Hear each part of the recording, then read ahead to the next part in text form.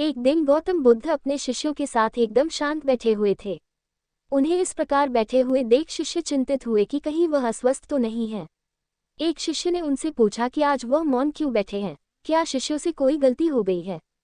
इसी बीच एक अन्य शिष्य ने पूछा कि क्या वह अस्वस्थ हैं, पर बुद्ध मौन रहे।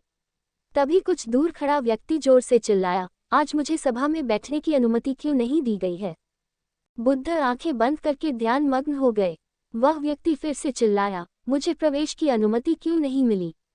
इसी बीच एक उदार शिष्य ने उसका पक्ष लेते हुए कहा कि उसे सभा में आने की अनुमति प्रदान की जाए। बुद्ध ने आंखें खोली और बोले, नहीं, वह अछूत है, उसे आज्ञा नहीं दी जा सकती। ये सुनकर शिष्यों को बड़ा आश्चर्य हुआ।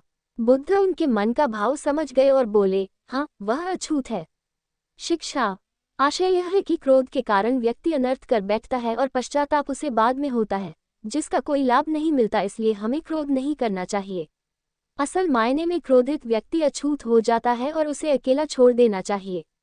क्रोध करने से तन, मन और धन तीनों की हानि होती है। क्रोध से ज्यादा हानिकारक कोई और वस्तु नहीं है। इस पर कई शिष्य बोले, हमारे आश्रम में जात पात का कोई भेद ही नहीं, फिर वह अछूत कैसे हो गया। तब बुद्ध ने समझाया, आज वह क्रोधित होकर आया है। क्रोध से जीवन की एकाग्रता भंग होती है। क्रोधी व्यक्ति प्रायः मानसिक हिंसा कर बैठता है, इसलिए जब तक वह क्रोध में रहता है तब तक अछूत होता है। इसलिए उसे कुछ समय एकांत में खड़े रहना चाहिए। क्रोधित शिष्य भी बुद्ध की बातें सुन रहा था। पश्चाताप की अग्नि में तप कर वह समझ चुका था कि अहिंसा ही मनुष्य का महान कर्तव्य व परम धर्म है।